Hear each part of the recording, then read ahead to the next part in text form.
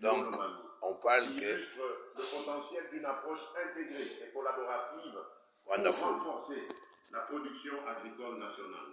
Ah, je suis moi-même. Lors de ma récente visite à Kanyama-Kasese, j'ai pu mesurer l'ampleur des progrès réalisés. Sur ce site, près de 5000 hectares de maïs ont été emblavés durant la campagne agricole en cours et seront récoltés dès le début de 2025. Avec un rendement prévu de 5 tonnes par hectare, c'est environ 25 000 tonnes de maïs qui s'ajouteront aux 2500 tonnes déjà entreposées. Vraiment. De plus, le cheptel bovin. Bovin. De plus, le cheptel bovin du service national à Kanyama-Kasese, parti de 1000 bêtes, en compte aujourd'hui 5000, témoignant ainsi de l'essor remarquable de ce programme. Cette expérience exemplaire mérite une attention particulière. La duplication de ce modèle dans d'autres provinces, en étroite collaboration avec les gouvernements provinciaux, constitue une piste d'action prometteuse. Mais je suis là, je l'ai dit. Et on suit ensemble. Vous suivez vous-même, les amis. Suivez la marginalisation. Mais quand on parle de l'organisation paysanne, rien. Moi, je suis en train de suivre. Et ils sont assis d'aller au bureau, préparant les histoires de 2000 pour escroquer les paysans, ne pas donner les intrants, tout ça. Mais il est dit aujourd'hui, le président de la République. Il est dit. Suivez vous-même. Alors, je ne sais pas ce que nous faisons. Ce n'est pas possible. J'ai quitté le travail pour venir suivre ça moi-même. L'agriculture pêche élevage. Alors, les structures. Regardez, suivez. Le concours de mon cabinet s'est engagé à amorcer la mise en œuvre de l'initiative de développement des agropoles à travers les 145 territoires du pays, ainsi que la promotion des parcs agro-industriels. Vous êtes sûr, Président? Ces gens, il faut les arrêter. Complémentaires aux pôles de développement agro-pastoraux, visent à accélérer la transformation agricole nationale tout en renforçant les bases d'une économie diversifiée. Des travaux préliminaires, notamment la cartographie des sites et les préévaluations, ont déjà été réalisés. La prochaine étape consistera à finaliser les études de faisabilité technique qui sont sur le point d'être lancées. Par ailleurs, le partenariat public-privé sera mobilisé de manière active pour garantir la réussite de cette initiative. En toute urgence, ces efforts doivent s'appuyer sur un cadre légal et des mesures d'accompagnement adaptées au secteur agricole afin de garantir leur mise en œuvre et leur pérennisation. Concrètement, il s'agit de la promulgation d'ici fin mai 2025 de la loi agricole et de la loi semencière, ainsi que de leurs mesures d'application, de l'établissement du cadastre agricole et des plans d'aménagement et d'affectation des terres, de l'opérationnalisation du Fonds national d'entretien des voies navigables et ferroviaires, de la mise en place d'une base de données unique recensant tous les acteurs du secteur agricole, du renforcement de la coordination grâce à une cohérence accrue entre les projets et programmes agricoles et une synergie renforcée avec les secteurs connexes pour plus d'efficacité et d'efficience. Ainsi, je consacre l'année 2025 au parachèvement de ces réformes afin que la gouvernance agricole permette enfin à ce secteur de libérer pleinement son potentiel. L'autosuffisance alimentaire ne doit plus être un simple slogan, mais devenir une réalité. Nous en avons les moyens. Nous en avons les moyens. L'autosuffisance alimentaire ne doit pas être un slogan, plutôt une réalité. Une réalité. Dans la diversification de notre économie. Wonderful. Pêche élevage. Et la sécurité alimentaire. Le gouvernement s'est également engagé dans des réformes structurantes. Ok, il y a des réformes. Pour surmonter les obstacles qui freinent l'augmentation de la production animale et halieutique, le ministère de la Pêche et de l'Élevage a distribué intrants et équipements à des milliers de pêcheurs artisanaux, notamment dans les provinces de la Chopo, du Tanganyika et de Kinshasa, renforçant ainsi leur capacité productive. C'est une information. Poursuivant cette dynamique, le gouvernement a honoré ses engagements concernant l'acquisition de 8 bateaux de pêche industrielle. Les dernières formalités et ajustements techniques seront rapidement achevés afin de les mettre en service dans les meilleurs délais. De plus, pour relancer la filière avicole, un programme ambitieux a été adopté en octobre 2024, prévoyant le développement de 8 pôles à travers le pays. Ces pôles soutiendront les petits éleveurs, les fermes et les PME, consolidant la croissance de ce sous-secteur. Pour assurer la viabilité et maximiser l'impact de ces initiatives, je m'engage à allouer des ressources supplémentaires à l'encadrement, à la professionnalisation et à l'accompagnement des pêcheurs et des éleveurs. Amen.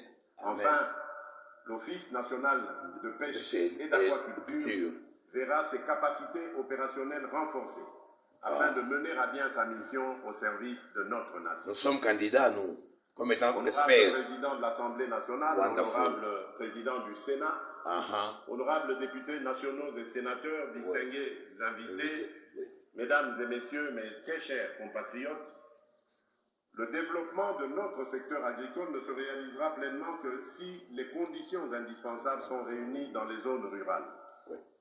À ce titre, l'accélération de la mise en œuvre du programme de développement local des 145 territoires constituera une priorité majeure en 2025. La mentalité, c'est un problème Dans aussi. ce cadre, le projet de loi des finances 2025, soumis à l'examen du Parlement, prévoit des ressources substantielles pour des investissements stratégiques.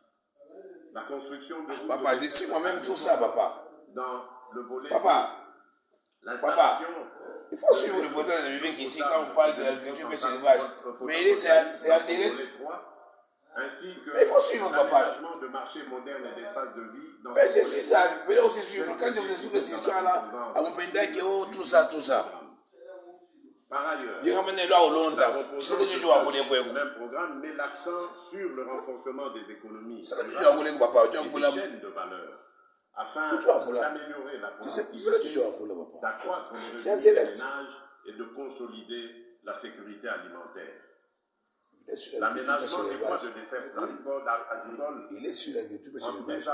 désenclavant et en connectant les bassins de production jouera un rôle clé dans la dynamisation du secteur agricole et dans le bien-être des populations rurales. Pour l'année 2025, papa, je bien, papa, je bien, en réalité, il faut suivre. Je bien, mais on ne voit pas ça. Quand je vous montre, suivez celui qui le dit. C'est là qui applaudit ça. C'est là qui détruisent, papa. Alors, vous allez dire quoi, papa? Ils applaudissent, mais rien de concret. Après ça, c'est nous écrire comment nous sommes des fous, des malades mentaux, tout ça. 3 km de routes prioritaires supplémentaires en un an, en déployant des brigades routières dans chaque province pour un entretien régulier. Wonderful. Aménager. C'est parti. Là, je parle en tant que coordonnateur commercial de la paysanne et de pêche élevage. Plus encore, il a parlé des réformes. Donc, c'est une restructuration au niveau du ministère de pêche et élevage. Là, je parle directement à la direction pêche, aquaculture et élevage, dont nous sommes coordonnateurs de la province avec la division promotion pêche, aquaculture et élevage. Il a parlé de thèmes tels que aviculture, avicole, halieutique, aquaculture, milieu rural, paysan. Et il a parlé de subventions, il a parlé des semences, il a parlé de tout ça.